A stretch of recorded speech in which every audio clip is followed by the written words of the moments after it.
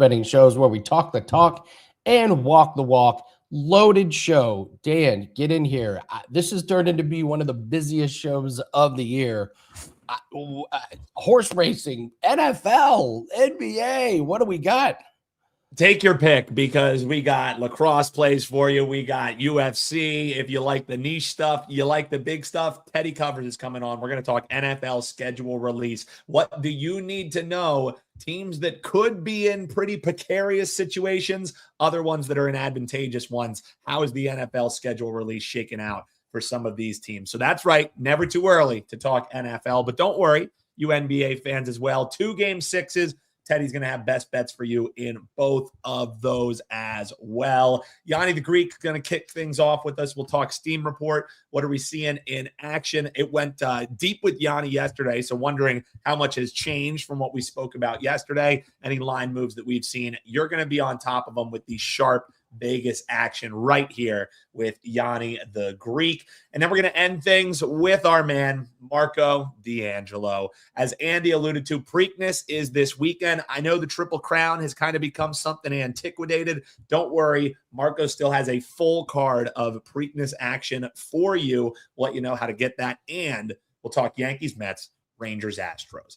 Andy, I'm almost out of breath talking about everything we talked about, or we have coming on the show. We didn't mention we'll go all around the world, and we're a minute in, Andy. So before we get to Yanni, we cashed it again last night, baby. We got our Nerfy and we got our under.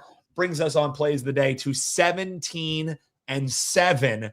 And this might be my favorite one of the week, because we're going with the OnlyFans theory. What are we betting, Andy?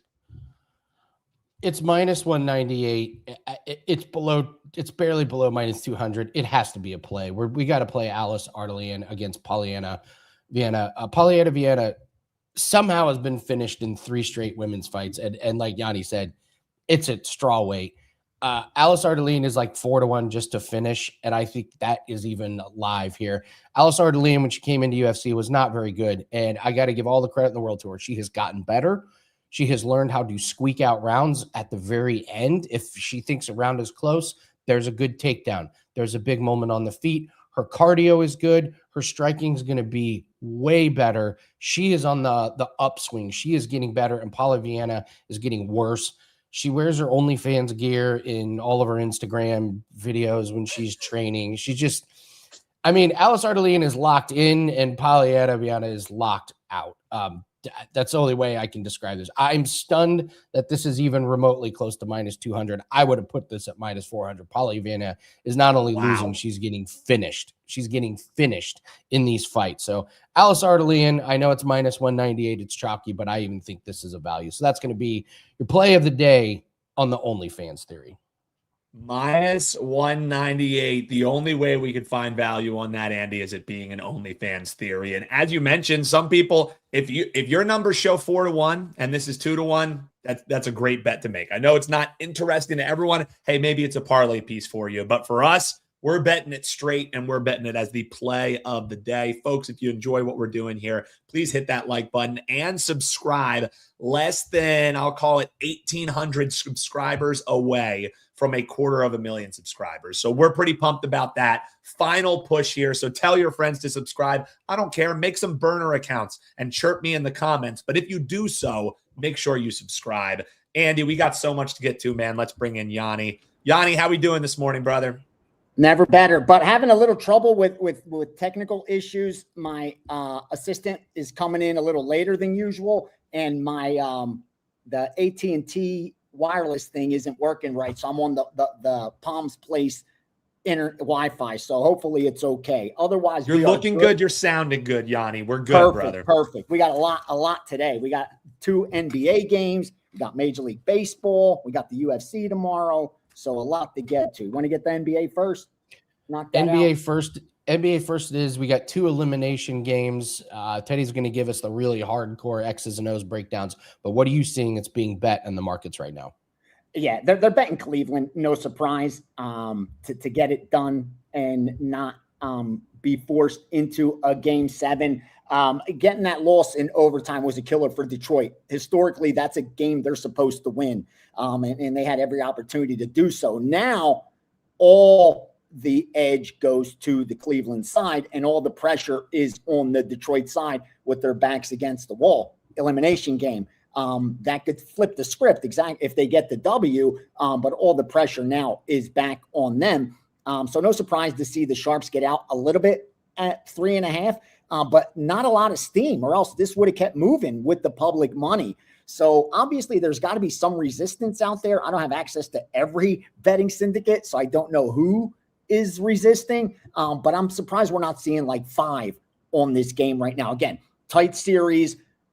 Teams power rating wise are very close to each other, one slot above or below the other. But still, based that it's elimination game, they're at home. I thought this line would start moving in that direction, especially today with having a day in between. Second game, San Antonio and Minnesota, another elimination game. We talked about it yesterday. Historically, teams in San Antonio's spot have lost more than they've won. So 6 out of 10 times they don't win this game, but 10 out of 10 times they've won the series. So a team that's done what San Antonio's done in this series, that the way they've won in losing game 1 at home, winning game 2, that series, that home team has never lost when forced into a game 7. So keep that in mind with San Antonio's side. But today, that just hasn't been the case. Historically, a team like Minnesota has been able to force a game 7 more times than not. With that said, we did see sharp money lay the 4.5 on San Antonio. That's why you're looking at 5.5 right now. The public's laying the 5.5. They're teasing San Antonio down. I'm already seeing a lot of teasers on San Antonio and Cleveland, both to get it done, and even seeing San Antonio teased with Detroit not to lose by double digits. So the key is San Antonio tonight. I think the books are going to need Minnesota outright. No surprise. They've needed that throughout the series. The favorites 3-2, right? And the dogs won outright twice. So the points haven't really mattered in this series. Will they tonight? We'll find out. But that's pretty much what's going on. Public and Sharps seem to be aligned on the same side, seem to be aligned on the favorites. But with that said, we see a lot of that throughout the playoffs, and then later in the day, them come back on the other side. Because again, there's not too many true positions when you come to the sides. A little more so you could trust the totals, but a perfect example is Detroit-Cleveland. We saw that total move 4 different times over the last 24 hours, where the immediate opener got steamed down from 210 to 209. Then it got bet up from 209 to 211, and now got bet down back to 210. So it shows you how a difference of opinions based on a 1-point move. That's how tight the lines should be at the playoff time. So that's what's going on as far as Cleveland and San Antonio. Favorite money, and they're betting the over in San Antonio as well. That's the public betting the over. Sharps haven't gotten involved. That's why you're only seeing like half-point movement in some of the books from 218.5 to 219. Yanni, I just kind of started to get just a little bit of a headache because this screams money line parlays that get blown to smithereens tonight. Yeah. It's been happening all NBA playoffs. Oh, no. Oh, be careful, guys. Yeah, those dogs have been covering. They've been covering the money lines a lot. Like if the dog's live, it's live on the money line throughout the playoffs. We've seen it in every series, even 1 versus 8, 2 versus 7. It doesn't matter. The points haven't mattered all that much.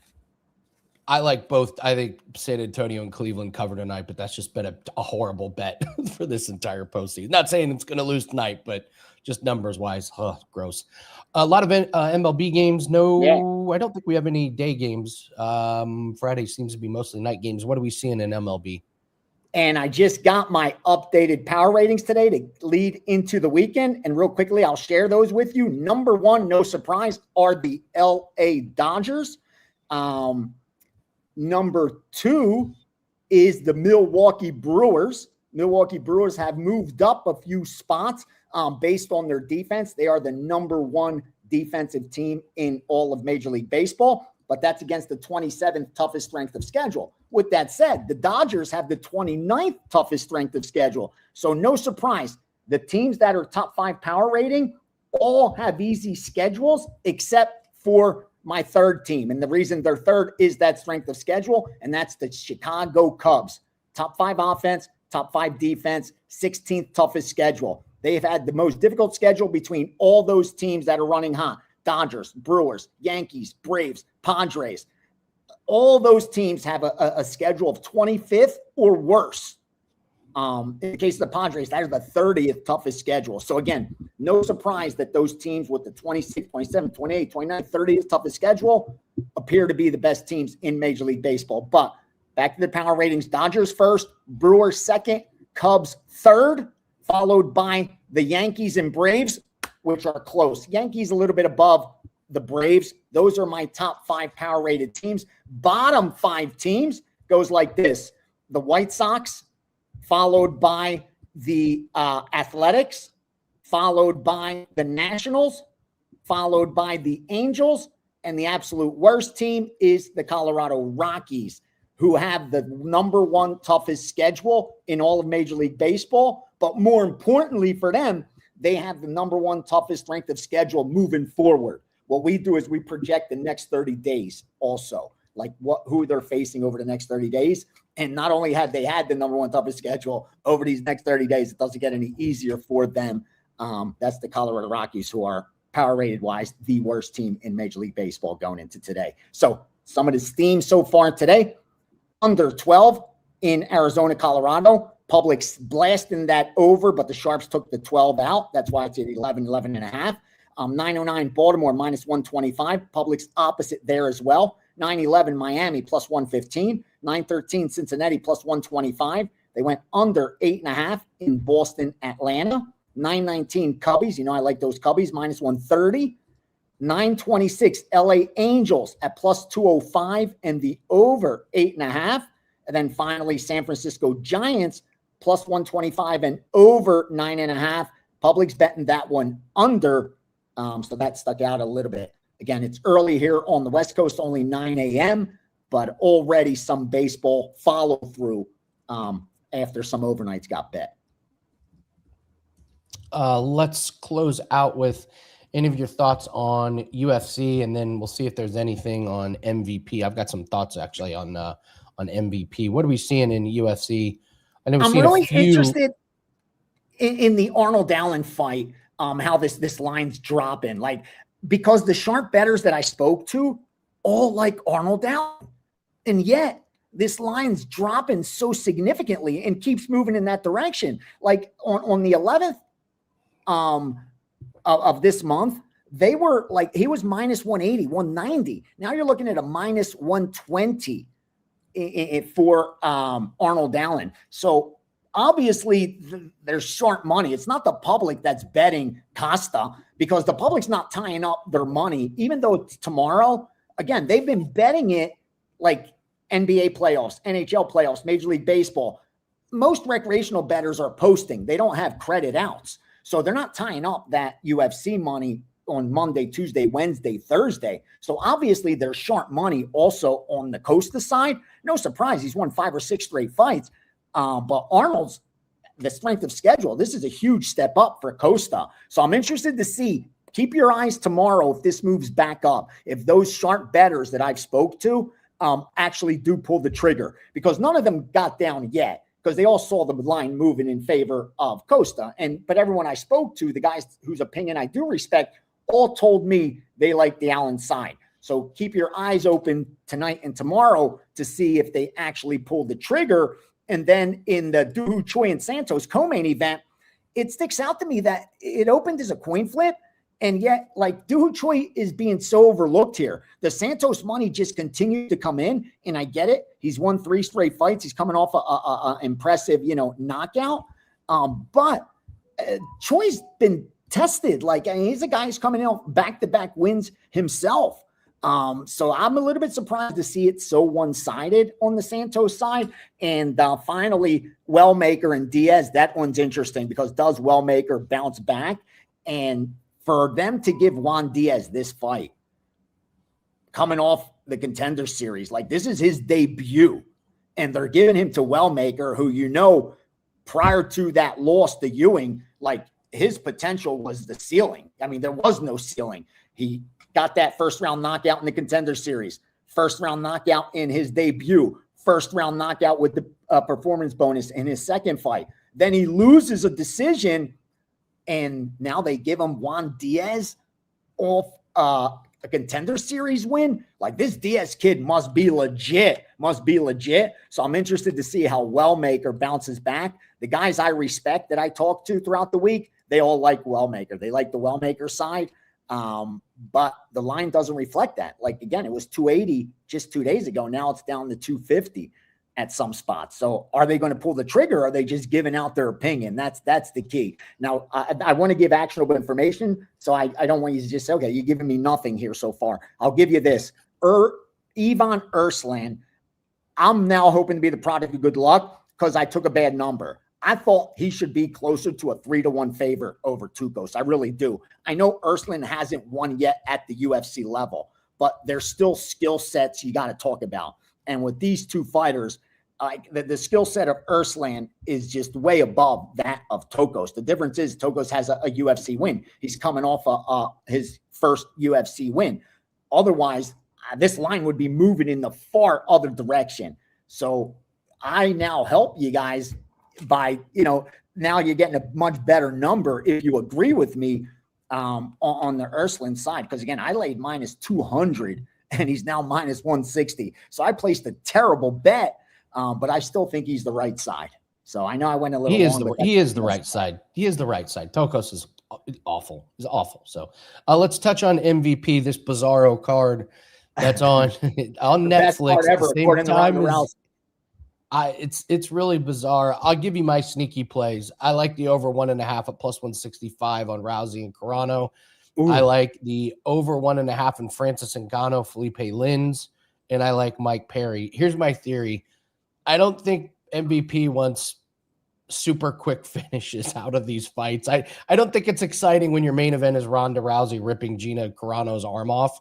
I think they kind of dance around. If it gets on the ground, I think there's a little, I don't know, they play patsy, whatever. And Ngannou versus Lins, Ngannou's a good striker. We haven't seen him in forever. His last fight, he won with ground and pound, but he was facing one of the worst wrestlers ever. I kind of think Felipe Lins can muddy this up. So I think if you're betting things on this card, look at some of the underdogs. This is going to be a weird thing.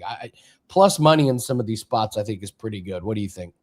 I agree with you, especially on those totals where, it's just automatically everybody thinks that, quick finish, you post 1.5s and heavyweight fight Ngannou and Lins. But I agree with you. I wouldn't be surprised to see that get, late into the second round, or even we see that all the time. Like, if a finish doesn't happen early, the probability of a finish lessens with every passing minute. A lot of, MMA bettors don't realize that once it gets out of the first round, the chances of a finish diminish a lot, like almost by 50%. And then into the next round, it diminishes by another like 50%. So once you get out of that first round, the risk is really eliminated. So that's the key there. And I do agree with you, at plus money, even a split there, you'll turn a profit. If the co-main event or main event give you more than 7.5 minutes, as long as you straight bet those two, you're going to turn a profit. So I definitely agree with you. Finally, I already bet Mike Perry. I wish I would have waited a little longer, but here was my theory. If the sharps agree with me, I got down at like minus 180. And thought it was good till about minus 210, 220 when I sent it out to subscribers. But I thought that other sharp bettors would see what I saw and that this line would move up. And then when the public got involved, it would come way back down. And then maybe I placed an even bigger bet. So I'm kind of sitting back now. That kind of the opposite happened where it's moving up. It went from 150, 60, 70, 80. So it seems to me like the sharp bettors have already been firing on the Perry side. But if the public comes in heavy on Diaz and drops that line some more, I'm betting again. This is one of those spots where I really do think we're getting the best of it, because a 41-year-old Diaz needs his ground game to beat Perry. And at 41 years old, I don't think it's there. I just think that the wrestling defense of Perry is enough to keep this one standing. And even with the reach advantage for Diaz at 41 years old, Perry's got the power edge. And I think he's willing to take 2 to win 1, and that damage will start to pile up. And Diaz wears it. It shows on his face. So I like the Perry side. I agree with you 100%. And also, don't be afraid to look at the dogs. I agree there as well. You see a lot of these line 300, 450 favorites. They're not all automatic. Look at some of these matches ups. They really aren't that automatic, like you see in some of the PFL cards. in the undercard where, it's almost a setup fight more or less. So yeah, those are some of my reads on MVP. The straight bet I do have is a 4%, and it's on Mike Perry. But I think I'll fire a little bit more between now and tomorrow night. All right. What do you have up for everybody on Friday? I comboed that package together. So the UFC and the MVP, just one package, already 4 bets in there. More will be added. NBA playoff packages going up for tonight. I'm profitable in the NBA playoffs. I'm profitable in the NHL playoffs. The only thing we need to catch up on right now is Major League Baseball and MMA, which I feel extremely confident in. Baseball, we have a big sample size still to come. And with MMA, it was the chalk that cost me.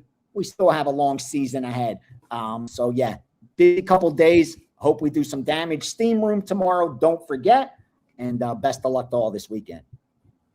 Thank you, Yanni. Appreciate Thanks, it. boys. Yanni on a Friday, getting us ready for the live UFC show tomorrow is going to be wild, Dan. We're going to be watching UFC and relics of the UFC.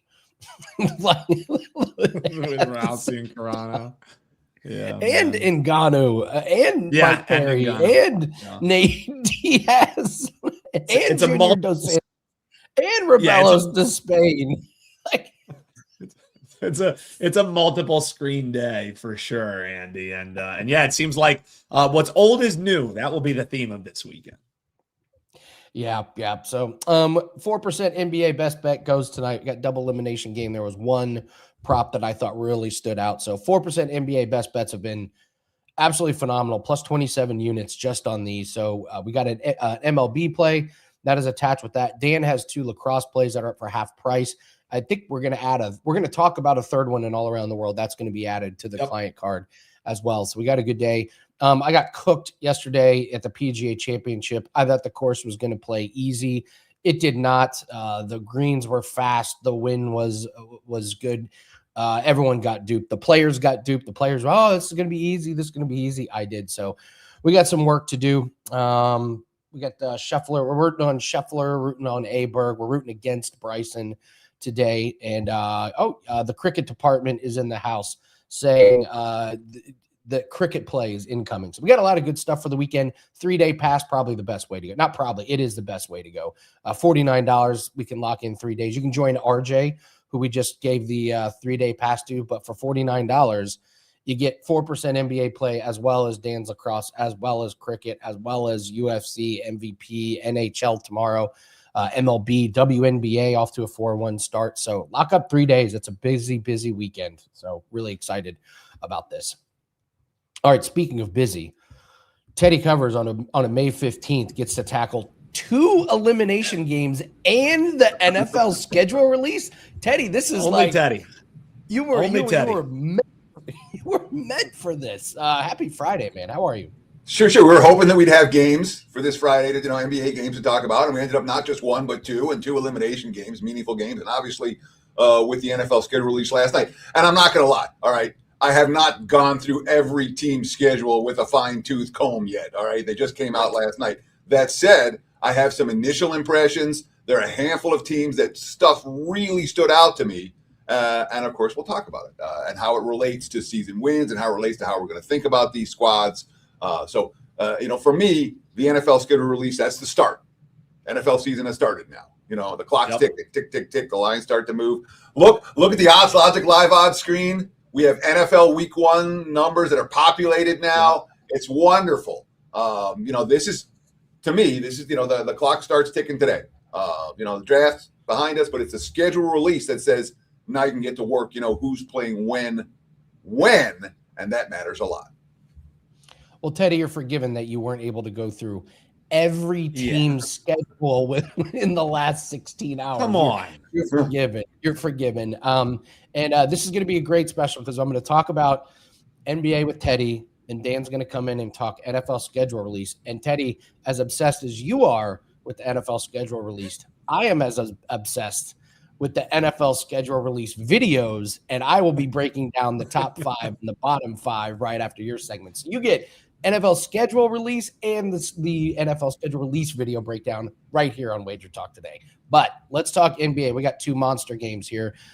potential double elimination or potential double game sevens coming up. Let's start with the Eastern Conference, the Cavs and the Pistons. I foolishly said the Cavs. I think I even said this to you. I was like, oh, the Cavs, they look terrible. And boy, they have righted the ship, and now it's the Pistons who are reeling. We got Cleveland -4 over under 210. Do the Cavs close this one out? Can the Pistons cover? Can the Pistons extend? What do you make of this game? So we certainly haven't seen anything in this series that indicates that there's a lot of separation between these two teams. And Game 5, which went into overtime, told us that pretty clearly. Now, the fact that it's a short turnaround time, unlike the T-Wolves Spurs, who got an extra day here, this has been one day on, one day off the entire series. I don't think the short turnaround time helps Detroit. And I don't think Detroit's the better of the two teams. So those two factors are pretty clear. And when you blow a 9-point lead at home in the last 2.5 minutes of a playoff game, not going to hit the highway, it's hard to rebound from that. And the Pistons have been as good a character team as there is in the league this year. They've been impervious to bad spots. Detroit has been bet on every bad spot all season. They've been great off a loss. They've been great as road underdogs. I think the best team in the NBA in this road underdog role. So there's certainly cases you can make for the Pistons hanging around in this game. Even if Cleveland wins, they don't even necessarily have to win by margin. I don't think anyone would be surprised if this game is tied with 5 minutes to play or less, and it comes down to crunch time execution. That being said, for the purposes of this, I'm going to talk about the total a little bit. And I had a big ticket. The last couple of days for me has been as frustrating as it gets as a sports bettor. I've lost 3 games, either in the ninth inning with 2 outs or in extra innings. And then I had an under in Game 5 as a big ticket play. And all someone had to do was make one of those 2 last possessions. Someone makes a bucket, we cash the under. Instead, it goes to overtime. It's a no call on the final possession. And we ended up losing in OT. I'm not, however, looking to bet the under again in Game 6. And it comes down to a couple of factors. All right. First, worth noting this quote from Max Strus, quote, it wasn't our best nights offensively, but I think that's what speaks volumes. Getting this win was we found a way. And it wasn't Cleveland's best night offensively. They missed a lot of shots. They were not hitting for 3-point range. What they did was get to the free throw line. And the Cavs have been much better at getting to the free throw line since the first 2 games of the series where Detroit had that advantage. So Cleveland's getting the calls. Cleveland's coming off with all the momentum. And Cleveland's coming off a game in which they're saying was not our best offensive performance. Yeah, we're looking at over tonight, and obviously the side available on my homepage, wt.buzz/TC. But if you watch the video, you probably know where I'm looking. Teddy, I will also me, I'm always looking at player props, so I'm following individual stats. And Harden and Mitchell were 4 of 18 from 3 in that last one. I don't expect that to happen again. I agree completely with the over. So. All right, the game I'm most excited for tonight, I have a ticket on the Spurs -1.5 games in the series, and my heart absolutely sank when I saw Wembanyama just clock Naz Reid and get thrown out of the game, and they couldn't recover. But we got the Spurs -5.5 over under 218.5. I know where I stand on this game. Where do you stand? I stand where you stand. Look. All right, let's talk about the 2 games that Minnesota has won in this series. All right. They positively I'm not going to say they stole Game 1, but it's the Spurs team. And again, looking at the Odds Logic live odds screen right now, I'm seeing San Antonio mostly -5.5 out there, total sitting in the 218.5/219 range for Game 6 in Minnesota tonight. And we look at the 2 games that the Timberwolves have won in the series. They won Game 1. They caught San Antonio off a week off layoff, a long layoff. And Anthony Edwards was great in that game. And the Spurs looked like they hadn't been here before, which they hadn't. Since that time, since Game 1, San Antonio has clearly been the better team by margin. And the one game that Minnesota was able to win, it came because Wembanyama did what he had to do. I don't blame Wembanyama for getting tossed. I don't blame him for throwing that elbow. The dude was getting mugged. It happens, and you want your leader showing that fire. And Wembanyama certainly did that for San Antonio. And obviously since Wembanyama threw that elbow, yeah, they lost that game. But Last time out, not competitive, 126-97.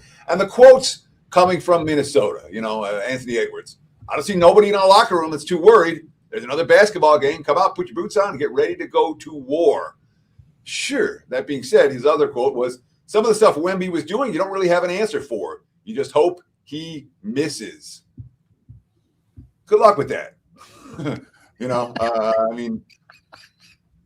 It looks to me, I'm pretty confident that San Antonio is going to win this series.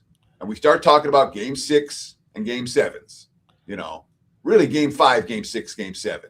In general, at that stage of the postseason, at that stage of a postseason series, I'm not looking for reasons to bet on the team I don't think is the better of these two teams. So for me tonight, very clear choice. Spurs or pass. I do not want the home underdog. Just got to hope he misses. I mean, it's kind of true. The guy's 9 feet tall. You're not blocking him. So, the tour de force of Wemby when he had 16 points in the first few minutes of that game was pretty amazing. So, great breakdowns, Teddy. I'm with you on both of those plays. I agree completely. So, tell everyone what you have up for today on Friday. We got a 3-pack posted right now. 1 in the NBA, 2 in MLB. MLB's been rock solid. We're up, what is it? I don't know. How much am I up? I'm hitting better than 60%, plus 39.3 units in MLB action. That takes all the way back to last year. The NBA playoffs run, I lost the big ticket in overtime on the under, which was really freaking frustrating. But we're still on a 75% run going in today, and we're looking for our 5th consecutive winning postseason, 121-89. Over the last 5 years in NBA playoff action. So 3-pack up and available on my homepage, wt.buzz/TC. I love it, Teddy. Well, man, what everyone really wants to know about is this NFL schedule release. I mean, the NFL is king after all, my friend. It's unbelievable. It really is. And a couple, it is like at Christmas. If you're on any social media yesterday, that was kept refreshing. Couldn't find anything but people's thoughts on, oh, my team got screwed. Oh, my team's playing this. So, Teddy, what were your initial takeaways? Because I would say, I'm wearing my Eagles stuff today. They play on Thanksgiving. They play on Christmas. The back half of that schedule, they have a whole bunch of travel. They go to London and they don't get a bye after that. I believe they're playing a team who's coming off a bye. So I dove into the Eagles schedule and was like, damn, on the surface, it looks pretty easy. And then it kind of sucks. So that was my takeaway. What kind of stuff did you find when you were diving in, Teddy? Again, this is first look. All right. This is, I went through every schedule once. So I haven't, gone into, but just stuff that jumped at me. All right. And we're going to start with the easiest thing people are talking about. No primetime games versus most primetime games. The no primetime games teams. That means we expect nothing out of them. And they're all nothing teams. The Jets, the Raiders, the Titans, the Cardinals, the Dolphins, all of whom, the 3 of the 4 all tied with 3 wins last year. The 4th, Miami, is headed for that this season. So the no primetime games, the Jets, Raiders, Titans, Cardinals, and Dolphins, those are all teams that if they're decent, you're going to make money with them because you're never going to see them on TV and the betting markets and the NFL have already crashed them. So you can find one of those teams that's decent, they'll be moneymakers. You look at the most primetime games, the Rams, the Packers, the Chiefs, the Bills, the Seabags, no surprise there. And again, it's the exact opposite of the most primetime games, or the fewest primetime. If you find a team that's in primetime every week and they don't deserve to be there, they're not what they were last year, their money to be made betting against. But these are teams that the league wants to succeed. They don't want another, hey, let's get the Jets on primetime 7 times and then watch Aaron Rodgers get hurt in week 1. So Rams, Packers, Chiefs, Bills, Seabags. The interesting stuff to me is always how the schedule lays out. And that's why I don't make season win bets until I see how the schedule lays out. I'm going to give you some comparison between teams that are hard start versus easy start. Let's talk about the Buffalo Bills and what they have to do to open the season. Buffalo, at Houston, Detroit, they have the Chargers, they have the Patriots, they have the Rams. That's the first 5 weeks. Tough. 2 TV games during that span. After that, they got Baltimore, Minnesota, et cetera. But that first 5, would it be a shock if Buffalo starts 2-3? They may be a good value team a little bit down the road, or they may be a team you say, hey, this team gets off to a rough start. Maybe we look at Bills under their season win total. That's something to consider. But that Houston, Detroit, Chargers, Patriots, Rams, that's a tough first 5 games of the season. Denver's a similar story. They got KC to open up the campaign. They have the Jags, the Rams, the Niners, the Chargers, the Seahawks. Then they have Kansas City before the bye. And after the bye, they got Vegas and Miami and the Jets and Vegas again. So there's a real chance for Denver to get off to a slow start. And mid-season, the Broncos might be a real value-laden squad. Then we look at the easy start teams. Look at Baltimore. Oh, Baltimore's got a new coaching staff. Baltimore, are they going to re-sign Lamar Jackson, et cetera, et cetera? Baltimore starts. They got Indy, New Orleans, Dallas, Tennessee, Atlanta, Cleveland, Cincy. That's not a tough slate. The first 7 weeks of the campaign. It really isn't. So Baltimore has a real chance to slide in to a positive expectation situation with their new coaching staff. Tampa Bay, another team like the Ravens that really stood out when it came to who doesn't have a tough early season. Tampa. They got Cleveland, Minnesota, Dallas, Pittsburgh, mediocre and bad teams. Carolina, Atlanta, Chicago. I mean, it's not a rough start for the Bucs the first half of the campaign, not by any stretch of the imagination. And of course, I saved one team for last. Dan, you want to introduce us? Yeah, this is one of my favorite things ever. In prepping for the show, we usually go back and forth with the guests. Hey, what are you guys talking about?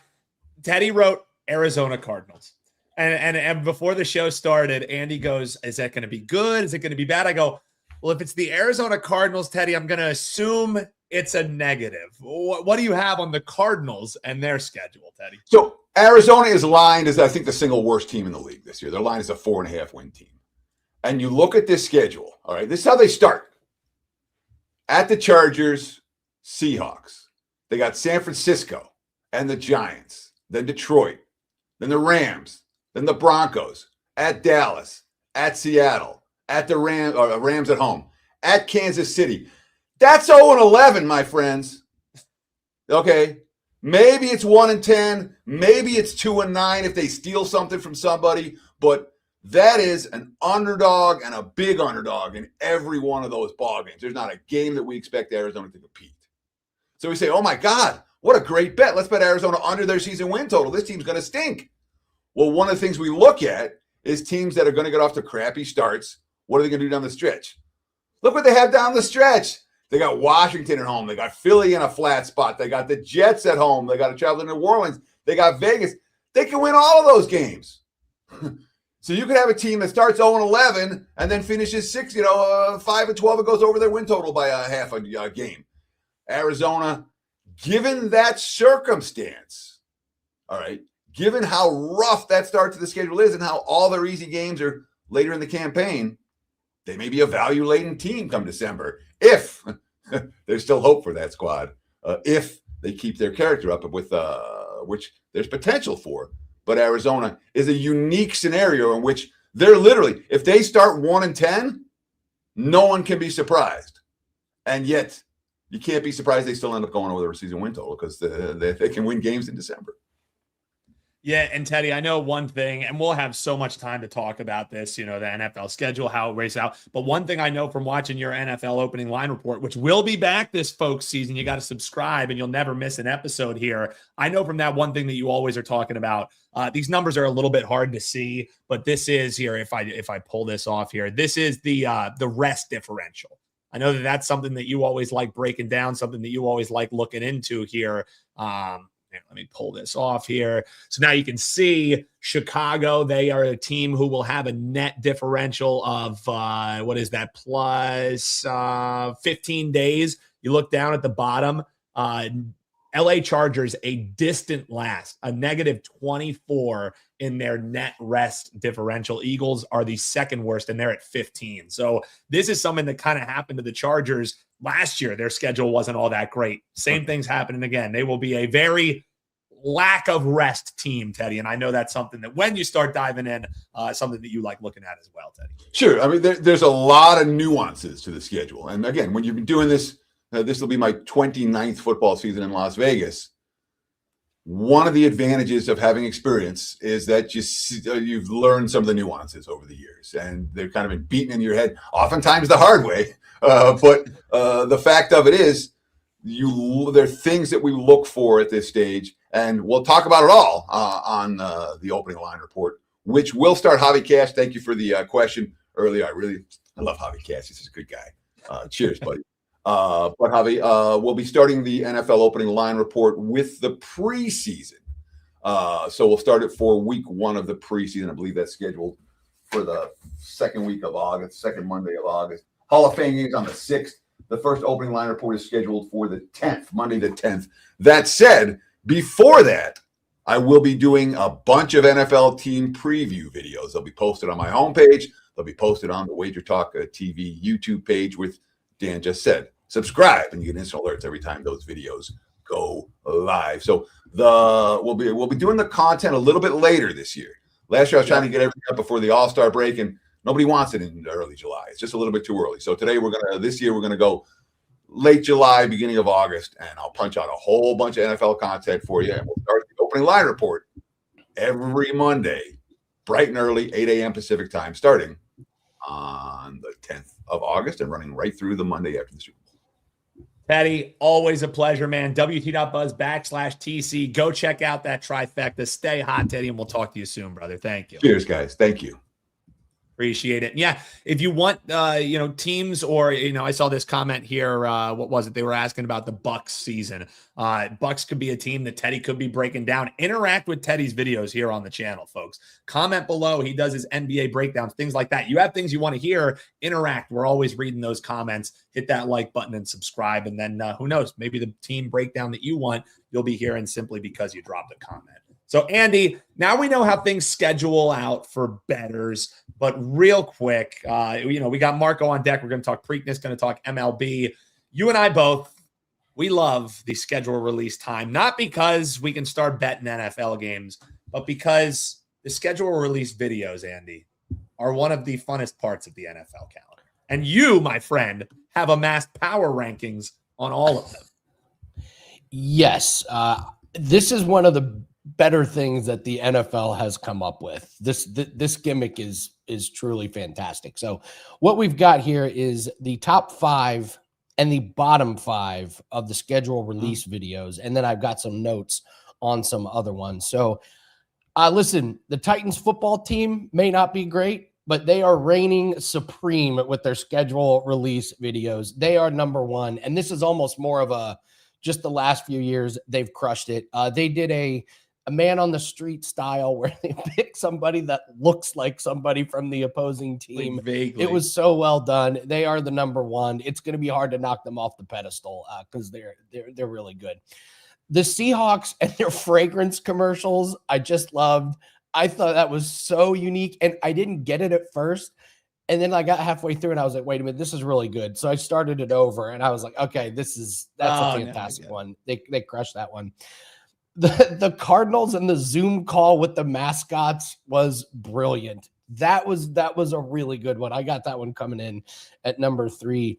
The Chiefs, very, very slow burn. Like it takes you a minute to get into it, but once it gets going, it is laugh out loud hilarious. I get the Chiefs coming in at 4. And then I have a tie for number 5. Both these teams' videos needed to be mentioned. The Panthers just went with, we're just going to blow stuff up in a backyard. Like literally, we're just going to blow stuff up. So in its essence, that one was cool. And then I have the Colts tied with that. They went with the Simpsons theme. Yeah. The Colts are really good with this. A lot of hidden jokes. So if you like a video that you can just pick little things out of, I mean, Bart writing on the chalkboard, I will not talk about Tyreek Hill, was just a great one. So really, really good, solid up at the top. The bad news is there was some awful release videos. The Commanders and their science experiment was really atrocious. It's the number 1 bad one, and there was a few to pick from. The Buccaneers tried to do a Baywatch spoof, which was awful. That fell flat. Yeah. The Packers, what was that? The arcade theme? How do you make an arcade theme boring? That it takes real skill.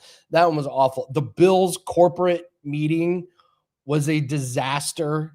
That one is you start over. You come up with a new theme and you just start over because that one was just terrible. How do you have one of the most electric fan bases in sports, Andy, and that's what you come up with? Like, you could have done a million different things, playing on Bills fans, wings, all that good stuff, and they come up with Bill Mafia. That's what they came up with. It was terrible.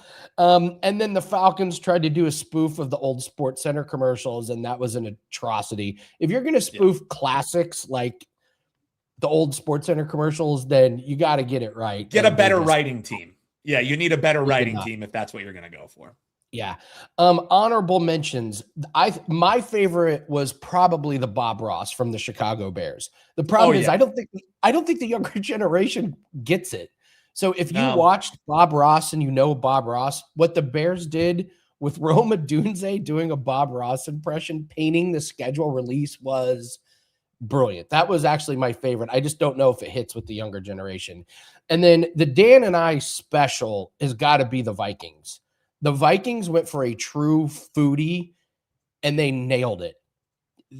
They crushed. I don't think a lot of people are going to get a lot of the nuances. It was very, very niche. So Dan, and I loved it because Dan, you sent me a message saying that you love that one too. I was like, this is totally Andy and Dan.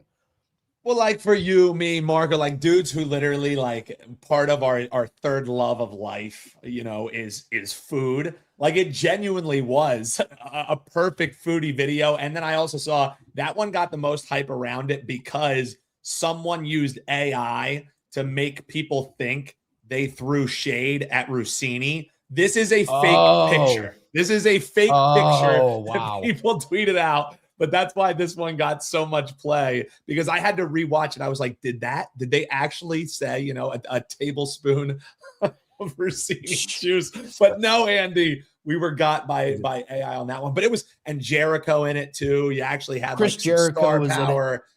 Entertaining. The kicker play. It was played fantastic. it perfect. Like Will is a better actor than they had in some of these different videos, man. It really was. All right, here's some other highlights and lowlights. The Jets did this like ASMR paint video that I thought was very un-Jets-like because it was creative. And then, of course, the Jets fans, because they're always miserable, hated it. The Chargers did a Halo theme. Good start, but way too long. The Jags had a chance to do something good. They had Trevor Lawrence getting a haircut, except it was a wig. And it was like, either get his hair cut or don't. Like, don't have him cut a wig. It was really stupid. The Patriots was just a tough watch because you're just thinking of Vrabel and Rossini. That was a no-win situation. True. The Cowboys video is 8 minutes it's 8 minutes. Guys, you get 3 or 4 minutes. Rams almost nailed it with the food theme, but they lost the plot. I love how the Bengals didn't get the memo. They just tried to run a commercial promoting their team. It was terrible. The 49ers video was an acid trip, and I'm pretty sure it was because of the electrical grid. They had the Ravens did a good one. Zay Flowers shows up to a Ravens fan's wedding, like an actual wedding, and then he gives them all tickets, and it was really great. And then they totally ruin it at the end. They go, "This is sponsored by SeatGeek," and it was like, "Oh, come on." The Browns video, it set the tone for the season. It was so Brownsy. It was outdated. It was terrible.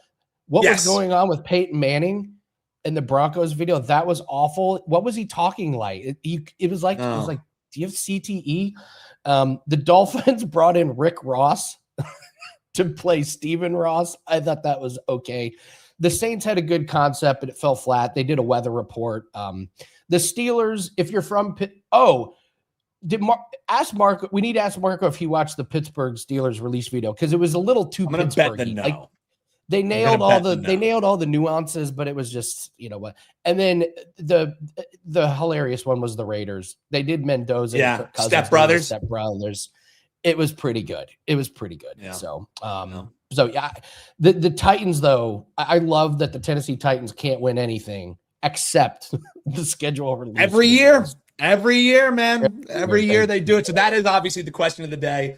Schedule release. How did your team do? How do you feel about your team heading into this year? And let us, Andy, bring in the great Marco D'Angelo. Marco, like I said, I'm going to bet the no. I know you got Preakness prep going on. You're running well in MLB. So I doubt Did you tune in and watch the video for the Steelers release, or were you like, dude, just tell me when I'm betting on them and fading them? What are we doing? Well, guys, I didn't watch it, but I did get it sent to me. So I saw it. You're talking about the Billy Gardell one with all the Yinzer stuff. Yeah. So again, if you're not from Pittsburgh, people are going to be like, what the hell are they talking about? But if you're from Pittsburgh and you understand all the Yinzer references that they went with there, then, they nailed that part of it. Well, what was funny was somebody did a Pittsburgh left on me the other day, and I had nothing but respect for it. I was like, wow, that was good. They like totally set it up on me. If you don't know what a Pittsburgh left is, look it up. It's kind of funny. So yeah, it's on you. Marco, we got to get to Preakness, but we got some MLB games to talk about first. Let's do the Yankees and Mets, big rivalry. Yankees here. This is a pretty good pitching matchup. Yankees are getting the nod here at -152. Schlittler going today over under 7. So they're telling you low scoring game here. What do you make of this game? Well, you hit the nail on the head. This is an outstanding pitchers duel that we've got going. Schlittler, 3 runs or less in all 9 of his starts. 7 of them, he allowed 0 or 1 run. And then you counter with the Mets throwing Clay Holmes. He's allowed 2 runs or less in all 8 of his starts. And then you throw in the 2 teams are not scoring runs. The Yankees have scored 3 runs or less in 5 of their last 6 games, while the Mets have scored 3 runs or less in 5 of their last 7 games. So what do you do with a game like this? Well, what I'm going to do is I'm going to trust the pitching here. And I wanted to look at the first 5 innings under. I'll be honest with you. And when I was doing the games last night, preparing for the show, I was seeing a 4. And I'm like, oh, this is great. We take under 4. We don't, we got to get to 5 to lose this bet. Well, lo and behold, I wake up this morning and that 4 is completely gone. And we've got 3.5. As you said, this game is 7 across the board. So it took the value out of the first 5 innings for me. So I pivoted. And what I ended up doing is, because I think it is a good pitching matchup, because both teams are struggling to score, I'm going to still look first 5 innings, but what I'm going to do is I'm going to take the Mets plus a half a run first 5 innings. And we're going to do this. The Mets, I know they've been a train wreck most of the season, but they're playing their best baseball of the season right now. They've won 7 of their last 10 games. And this is when you want to take advantage of a team that was expected to do a lot more coming into the season, that got off to a horrendous start, because they're going to be totally mispriced for a good part until the market readjusts. And the market is slow to forget what they've already seen, especially when it comes to the Mets. And then they're playing their big brothers, the Yankees. So give me the Mets first 5 innings plus a half a run. We're expecting only 3.5 runs over these first 5 innings. So I'm going to take that half and look for the value there. And we're getting it at a good price too. It's a -$1.20. Care to make things interesting, Marco? We need to give away Bring it on. You gonna give me a few jabs here? We're gonna go a couple rounds. Well, no, the whole point of this is to give away a 3-day pass. Let's be honest. So my premise is I think Schlittler shuts him out. I was looking at Mets under 1.5 runs. I think the Yankees can win this with a 1-0 score. So I think the Yankees could put up 1. I think Schlittler shuts him out completely. So I'll go head to head with you. I'll take the Yankees minus half run in the first 5.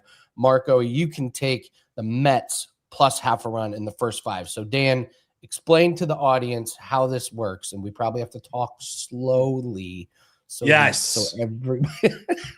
No, this is the sole purpose is so that we can get you guys and gals and folks tuning in to win something. So all you got to do is, after the video, depending on which side you're agreeing with, you like Yankees, you like Mets, comment below. Marco and Andy, either one of those, include your WagerTalk username, and then boom, whichever side ends up covering there in that first 5 with that half run, you're going to be entered in to win a free 3-day flex pass. We'll give it away on Monday. So after the video is over, folks, we'll remind you at the end to comment below whichever handicapper you agree with, include your WagerTalk username. Boom, you're entered in for a free 3-day flex pass.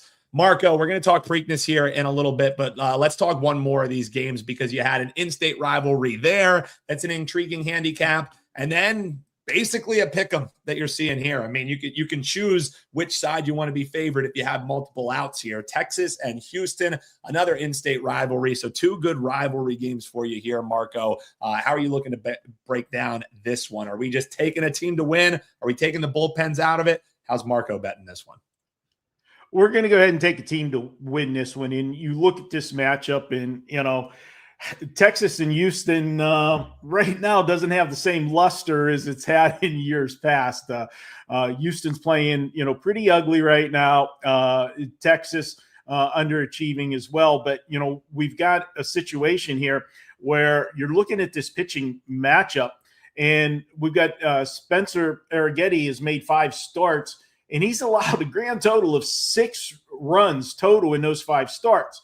But if you dig a little bit deeper into those starts, I think he's been lucky, or like I like to say sometimes, he's been dancing through the raindrops, getting through those games, because he has walked 20 batters in 34 innings of work.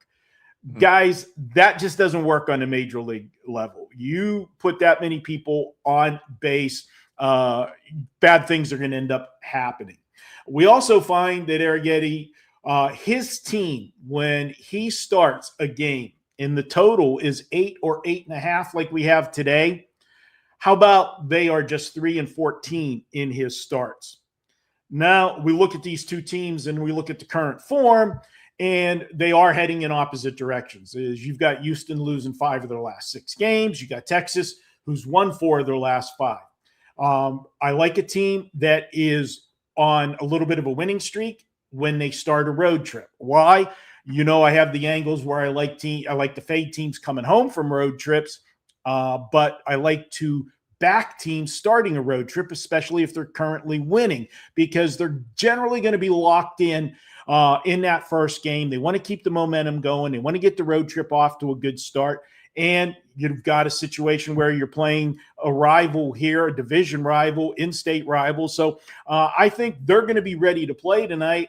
And to make matters worse for Houston, they're in a major scoring slump. This team has been held to 3 runs or less in 9 of their last 11 games.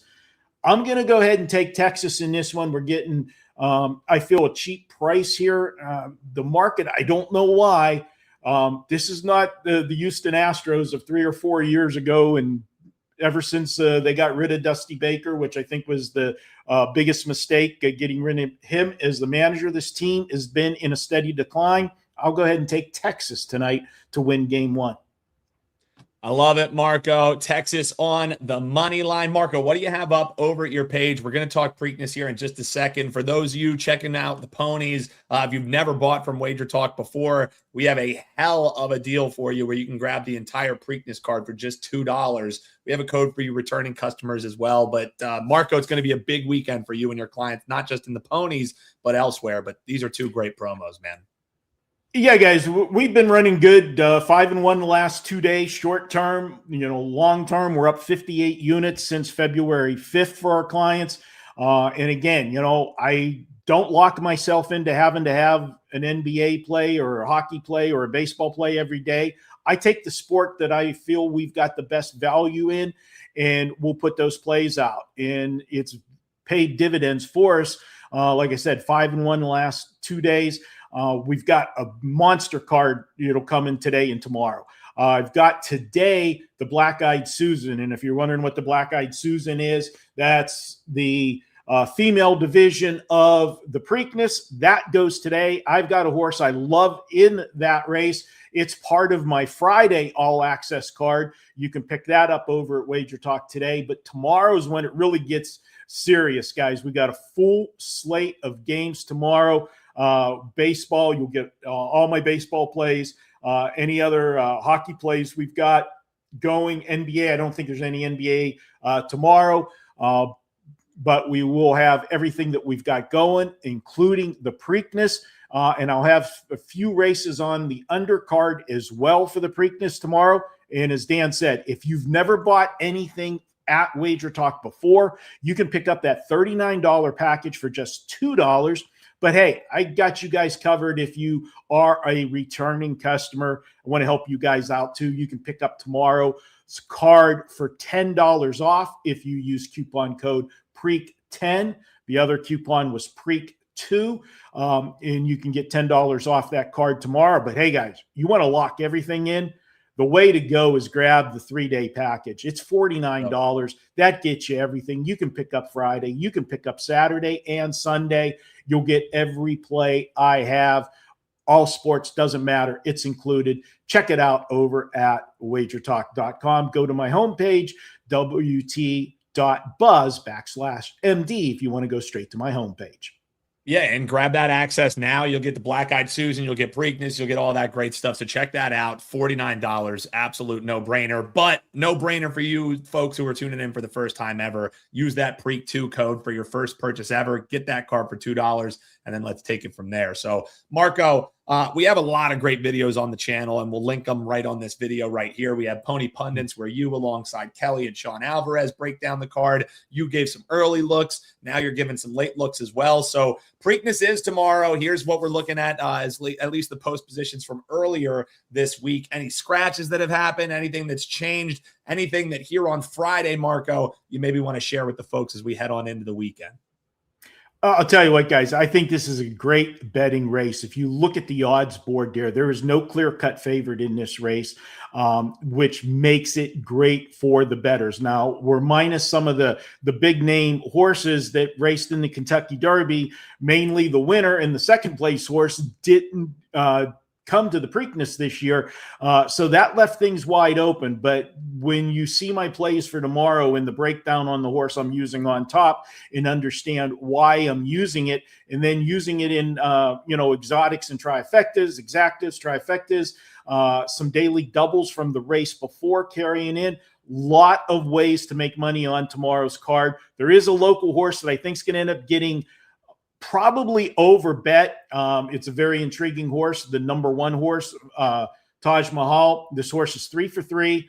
All 3 races have been at Laurel, which, by the way, guys, if you don't know, this race is not at Pimlico this year because they're doing renovations there. It's being held at Laurel Park, a little different size track, a little wider turns, but it's a local horse with the leading trainer in Maryland, Brittany Russell, female trainer, and the horse is driven by her husband. So there's a lot of subset stories to this. We know how much the headlines were from the Kentucky Derby with a female trainer. So I think you're going to get just about every woman betting the Preakness tomorrow is going to bet Taj Mahal for it. And I think the horse is going to be over bet, creating extra value for other horses in that race. And we're all about value, guys. We look for it in sports. We look for it in horse racing as well. And that's what makes it a very intriguing race tomorrow. I love it, Marco. Check him out, WT.buzz/MD. Marco, stay hot, my friend. Enjoy the stakes this weekend. Go ahead, Marco. Don't forget the deli. We got the deli video coming out later today. And if you tuned into the deli last week, you ate pretty freaking good over the weekend. We went 3-0 with the deli. So we're going to be serving up some stuff today. I'm going to take a look at that Buffalo-Montreal game tomorrow in hockey. And then I'm going to preview the series between the Vegas Golden Knights and Colorado. So tune in for that for some free winners. Yeah, and folks, all you got to do, hit that subscribe button. Like we said earlier in the show, we're less than 1,800 away, Marco, from having 250,000 subscribers. Would you ever have thought when you and Prez kicked off this venture, you'd be talking about 250,000 subscribing to our channel, man? Absolutely love it. And what you do, Marco, is a huge part of it. So appreciate it, man. Check out the deli, and best of luck this weekend, Marco. Thank you. All right. Have a good weekend, guys. Appreciate it. Yins, have a good weekend for sure. WT.buzz/MD and that code PREAK2. Again, folks, if you're tuning in the first time, hey, first thing I'm going to ask you to do, hit that subscribe button. Second thing, use that PREAK2 code and become a client over here at WagerTalk and grab the whole card for $2, man. Prop to throw out to all you horse racing enthusiasts. Over or under 1.5 jockeys to compete in the Preakness that get caught up in a cockfighting ring. That was pretty wild. That was pretty wild. The two guys who were rubbing out, or finishing the race against each other. Video comes out this week that they're at a cockfighting ring down in Puerto Rico. So it's the least surprising thing I think I've ever seen about a story that's supposedly shocking. It was like, can you believe these two Puerto Rican jockeys were involved in a cockfighting ring? Yeah, absolutely. 100%. I can see that. Not surprised in the slightest. So, all right, let's do all around the world, and then we'll get out here. Man, what a show! What a packed show on Friday. So loaded, let's give man. Absolutely, give out a couple free plays. I'll let you go first, Dan. You got to play. This is going to be uploaded for clients. This is in the PLL. What do you like? Yeah, we just sent it out. We were waiting to see what the rosters were going to look like to lock this one in. But yeah, we're going with the Boston Cannons tonight. And our friend Lino, they are called the Boston Cannons, but they don't reside in Boston. So I think you'll be allowed to bet this one. So Boston Cannons plus 1.5, taking on the Carolina Chaos. I won't bore you guys with the breakdown. Basically, the thing for me is, Boston, this will be their first game. Carolina has a game under belt. It was a game that they didn't look particularly great in, and they ended up losing in that game. And now they're favorites. They're favorites for only the 15th time since you've been able to bet the PLL. So over the past 6 years, this is only the 15th time we're saying Carolina Chaos should be favorites. They're 4-10 against the number when they are favored, and they're playing a team who thrives as underdogs. In that same span, 14-6 against the spread as goal and a half underdogs. I like them. I like them outright. Take the 1.5, but also sprinkle that money line. So that's a client play that will be up there for clients. You're getting it for free tonight at 6 p.m. Take the Boston Cannons over the Carolina Chaos. I will do a prop here in the WNBA. I really like this one. This is the Sky versus the Mercury. Rickea Jackson over 16.5 points. She's gone over in the first two games, 19 and 18, but she's not even shooting the ball well. It's volume. 16 field goal attempts per game. What the key is, she's making 6.5 free throws per game. She was only 1 of 4 and 1 of 5 from 3-pointers. I actually expect her to shoot better. And the Mercury, they pulled the upset in the first game, and it threw everybody off the scent. The real Mercury showed up. They lost the last two games. They gave up 95 and 88 points. The Sky are coming off of a game where they scored 68 points. So I think you got Rickea Jackson, who's actually going to increase her shooting percentage. Mercury are giving up points. Sky should give up some more, should score some more points. So I like the 16.5 number. That being said, if she hits, I would look to the under, because here's one thing I've noticed in WNBA. These props do not go on the streaks that some of the other sports do. Like, if you have a WNBA player that goes over her point total like 4 games in a row, start immediately looking towards the under in the next game. Their streaks just do not go that long. So, all right, that's going to do it for us. Pour one out for Jacob Trouba. Dan, Jacob Trouba for the Ducks got eliminated last night. We did cash his over 1.5 shots on goal last night, one last time. But it's sad when these guys get eliminated from the playoffs. We can't bet on them anymore. So thanks, everybody. Thanks to all the guests. Great week of show, especially Friday. Crushed it this Friday. Thank you to everybody in the chat. Hit the like button. Don't forget, we're giving away a 3-day pass right after this show. Put your WagerTalk username and whether you think Andy is going to win with the Yankees minus half a run in the first 5, or Marco is going to win with the Mets plus half a run in the first 5. Dan, let's have a big lacrosse weekend. Good luck on all your bets. We'll see everyone Monday. Take care.